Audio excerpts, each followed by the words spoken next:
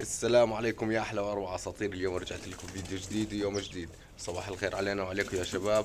اتمنى من الجميع انه يدعمني في اللايك، واللي مش مشترك في القناه يشترك تحت في القناه ويفعل زر الجرس. بداية كلامنا صلوا على الحبيب محمد عليه افضل الصلاة والسلام. اذكروا الله لا اله الا الله. يا شباب اليوم موضوعنا معلومات عن الحمام الفراخ، كيف بنشرها على السطح وكيف راح نبلش في كرشها وشو هو اللي لازم نسويه عندها. يا شباب هذه السلسلة خلينا نحكي للي بده يتعلم هواية الحمام، الطرق اللي بده يكش فيها الحمام على سطحه. تعالوا معي على المقطع خلينا نشوف ايش انا بسوي على سطح. تعالوا يا شباب خلينا نبلش في اول خطوة نسويها مع الفراخ الصغيرة اللي بدنا نعلمها على الطيران. بسم الله.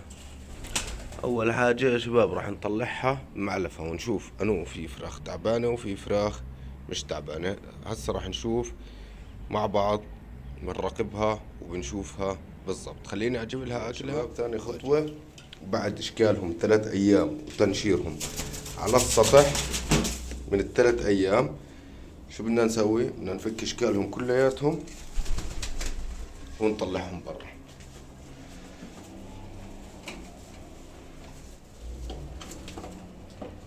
ونطلع تحديقتهم معهم على الشمس. يلا معلم يلا يلا اطلع اطلع اطلع. في فرخ ضارب فيهم هسه راح اشيله. هاي شايفينه البوز الاحمر اللي بحبكين راح نشيله منهم. طبعا هم طالعين على الاكل. الايام هاي راح نطلعهم على اكل ياكلوا ويشربوا. في فرخ تاني عم اعتقد انه ضارب اللي هو هذا، راح اجرب اعالجه، واذا ما تعالج برضه راح اشيله منه. بس مع انه صارت كلها توكل الامور بتكون احسن.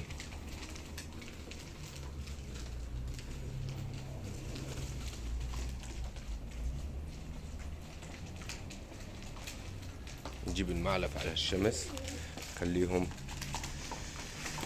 ياكلوا في الشمس. طبعا يا شباب تكونوا عارفين شغلة، انه بعد ما تاكل الحمام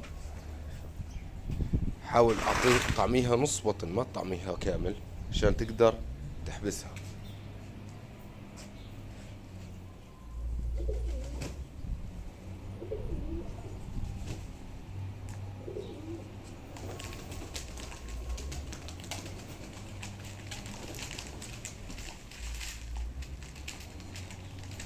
كلها فاكين اشكالها، امورها تمام 100 100.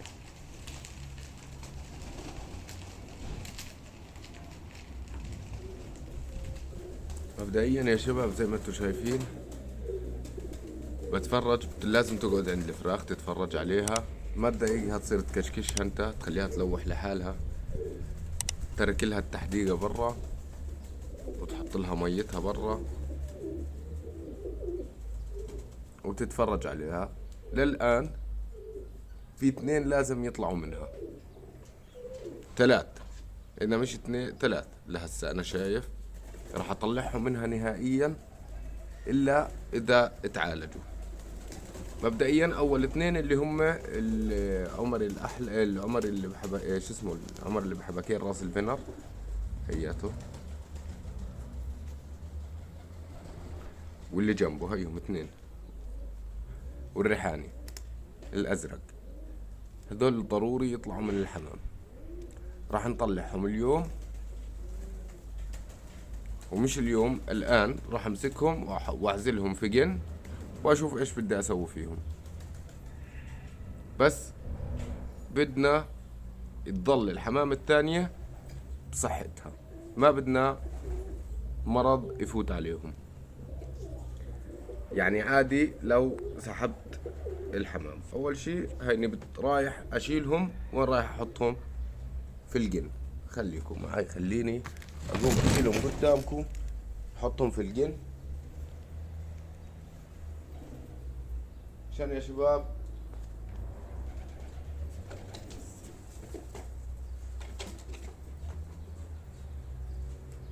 هذا الفرخ هيو بوكل اموره تمام، بس مش مزبوط اصلا، هو ضارب الفرخ.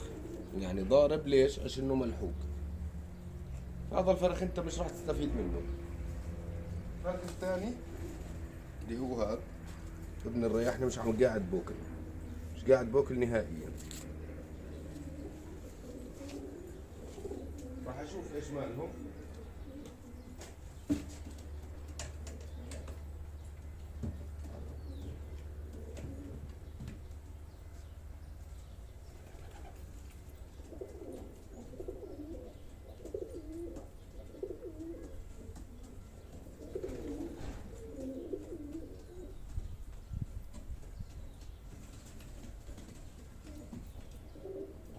هذا الفرخ يا شباب تحسوا فيش فيه اشي. هذا الفرخ يا شباب تحسوا فيش فيه اشي، بس ما بحب ياكل او مش عارف ياكل، فبدنا نحاول نزقه احنا، مع انه كبير في العمر بس خلص نصيب.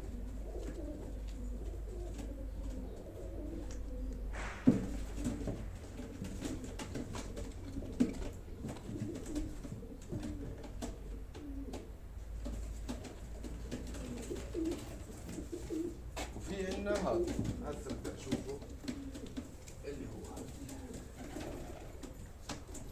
هذا الفرخ، مع اني شفته بوكل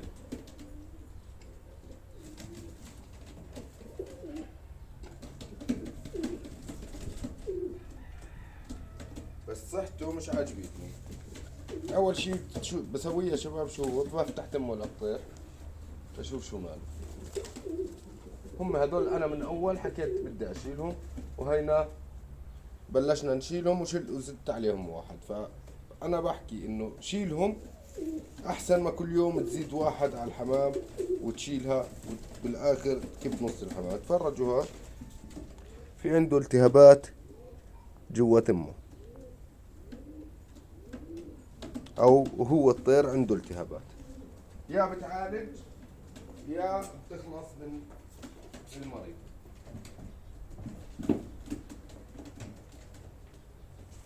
وهي هذا خلينا نشوفه يا تعال. هي هذا كذلك.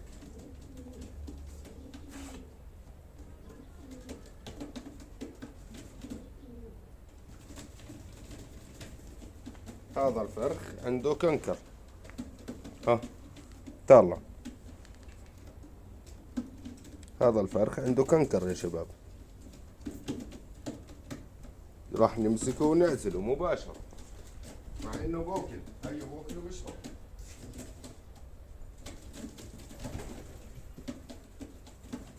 بوكل وبيشرب الفرخ، بس راح نعزله.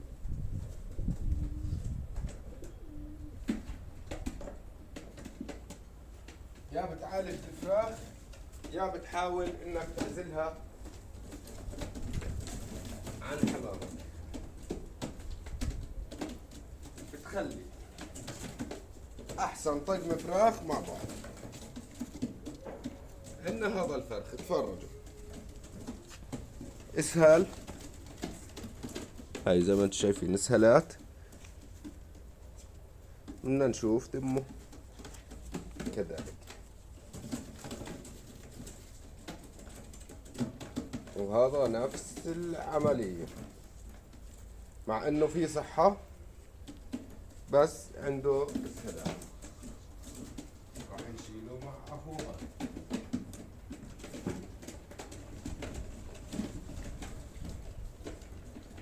هسه راح نترك هذول وننظف غرفتهم كتير كويس. راح نتركهم وننظف غرفتهم كتير كويس. يعني احنا هيك عزلنا منها 2 4 5 5 من اصل 22. ما في مشكلة، جدا رائع. مع الفرخ الطباشيري 23. هيك امورهم ان شاء الله بتتحسن. هسه بنروح لازم ضروري نروح ننظف غرفتهم، اللي هي غرفة الفراخ اللي بيناموا فيها، ضروري تتنظف. عشان الفرخ زي ما حكينا بالاول يا شباب، الفرخ جاهل، لا تترك اكل برا وضروري انك تنظف سطحك او المكان اللي بتنشر فيه الحمام باستمرار، عشان انه الفرخ بيمسك اي اشي عن الارض. فانت ليش كمان بتحط لهم تحديقتهم برا، التحديقة اللي هي التراب والملح والفحم والتراب الاحمر، بتحطهم كلهم مع بعض عشان الطير يقوي الحوصلة تبعته، وما يصير في عنده شوية مناعة وما يتعب الطير.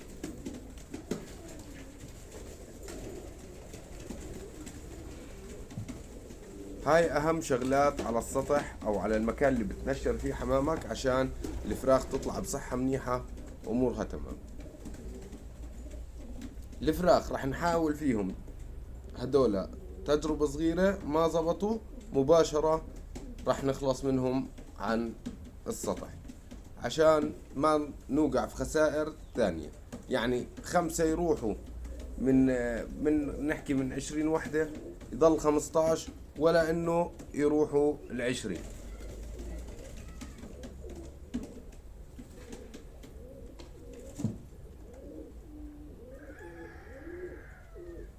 خليكم معاي، خليني اقوم انظف الغرفة. تفرجوا يا شباب، حبيت اورجيكم وانا انظف الغرفة تاعتهم، اورجيكم ليش بنظفها. الزبل تبع الفراخ الصغيرة غير زبل الحمام الكبيرة. هذا الزبل بلزق في الارض، والفرخ الصغير عشانه جاهل بصير ينقر منه، فبصير في امراض عنده، فطريات، بصير في بفوت عليه فيروسات كثير الفرخ. فانت بدك تحميه، تدير بالك عليه زي الولد الصغير.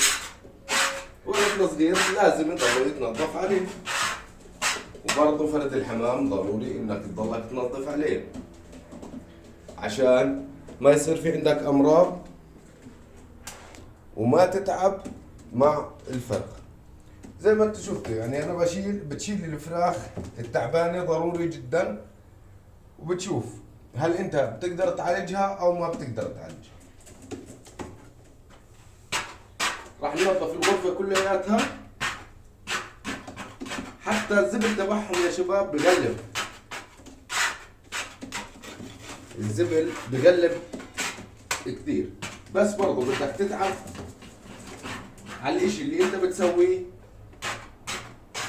عشان تطلع حمام بتطير وتصير صحتها كويسة وما يكون فيها امراض. ضروري انك تتعب عليها شوي.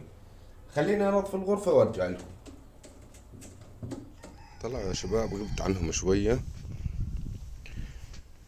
وطلعت لقيت الفراخ عم تتنشر زي ما انتم شايفين، عم تلوح. اهم شي يا شباب اتركها براحتها عشان ترتاح على سطحك. خلينا نحكي تاخذ مجدها على السطح، ما تضلكش تروح عليها تنقزها، لا، زي ما انتم شايفين طير هيو هيك طول ما هو بلوح. راح نتفرج عليهم يوم بيوم شو راح يصير معهم، ونشوف كيف راح يصير يطلعوا على الرفصة، وكيف راح نصير نعلمهم يطلعوا وينزلوا ويصير الطير يحمل حاله. طبعا كرش الفراخ الخشنة فقط بدها بس صبر، صبر كان الناعم او الخشن، فقط صبر. يعني بدك تصبر على طيرك عشان تقدر تحكمه عندك. اهم اشي في الموضوع انه ما يكونش فيهم حالات مرض عشان ما يعدي كل الحمام. يعني احنا اي نعم بنفرز كونه اول فوج عنا، يعني بنرضى عادي في القليل، بس المهم يطلع عنا فوج نظيف وكويس. الحمام طول ما هي شايفة الشمس امورها 100%. تأكدوا من هذا الاشي يا شباب.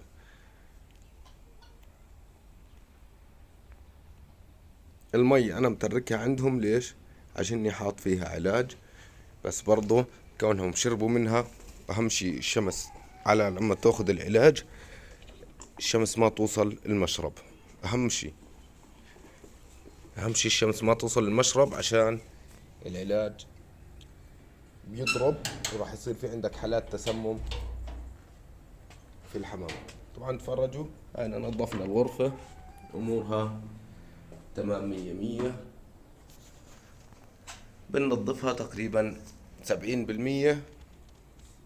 انه الفراخ ما تتعب منها.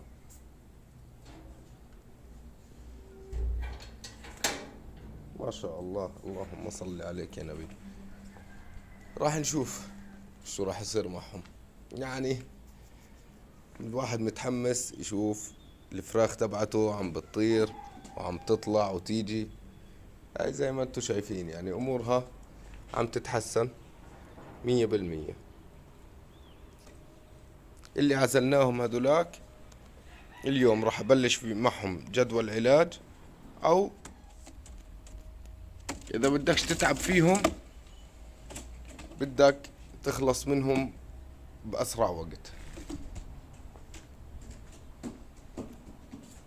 بس انا راح احاول احطهم على الشقة اللي ورا، الرفصات نحطهم ورا، نعملهم زي حضير صغير، نعزلهم عن السطح، نحطهم مضرب هواء. اذا راح منهم المرض مع علاجهم بنحط لهم اياه، ان شاء الله بتحسنوا باذن واحد احد. هاد خلينا نشوف اللي هم هدول. امبارح يا شباب رجعت الطيرة البندقية حطيتها عند الريحاني. هاي الكشك اللي صدناه هيو قاعد، وهيات الكشميرية طبعا تحسنوا الحمد لله، امورهم تحسنت تمام بالتمام. وهاي الريحاني اموره صارت 1,000,000% يا شباب. شوفوا صلاة النبي، العلاج نفع معاه وتحسن كثير. الكشكي حاسس انها طيرة، لسه مش مبين معي او فرخ، والله ما بعرف. يعني من امبارح ما فضيتش اشوفه، تخيلوا يا شباب.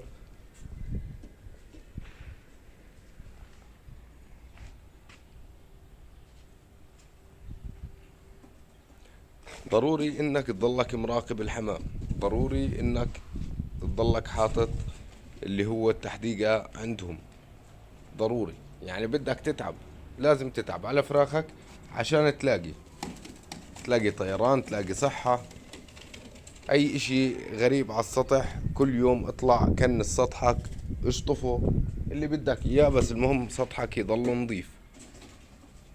اول اشي بتحمي الحمام اللي بتطير، ثاني شغلة بتحمي فراخك من المرض.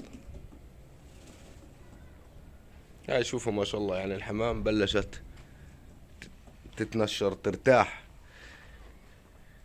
على السطح. طول ما هي ارتاحت هسه الايام الجاي راح اورجيكم كيف راح نصير. لما نسكر الغرف بتاعت الحمام راح اصير اترك الباب تقريبا نصه مفتوح، عشان الحمام الصبحيات تصير تطلع لحالها وتتنشر لحالها. ترى صلاة النبي عليه، هذا الريحاني اللي هذيك اليوم صورته علي نزلته ستوري، تفرج ازعر.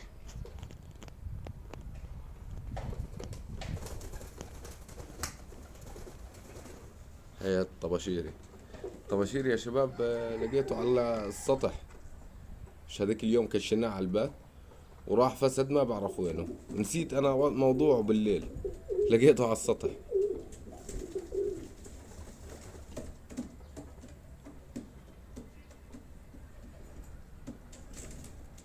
طبعا يا شباب اللي بده يستمر معنا في السلسلة هاي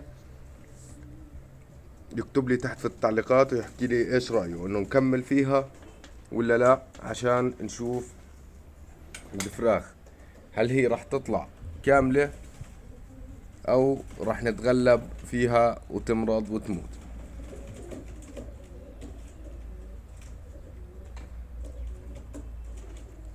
ضروري يا شباب تكتبوا لي في التعليقات، تحكوا لي ايش رايكم في الفراخ وشو رايكم في اللي قاعد بسويه انا، هل هو صحيح، هل في ناس بتعرف تسوي اشي احسن من هيك او لا. وهيك يا شباب ان شاء الله وصلنا لنهاية مقطعنا لليوم. بتمنى من الجميع انه يدعمني في اللايك، واللي مش مشترك في القناة يشترك تحت في القناة ويفعل زر الجرس ليوصله كل جديد. شكرا لمتابعتكم يا شباب، ان شاء الله تكونوا استفدتوا من المعلومات. ان شاء الله انتظرونا كل يوم في حلقة للفراخ بإذن واحد أحد، وشو اللي راح يصير والتطورات تاعتها واليوميات تاعت السطح تبع. السلام عليكم ورحمة الله وبركاته.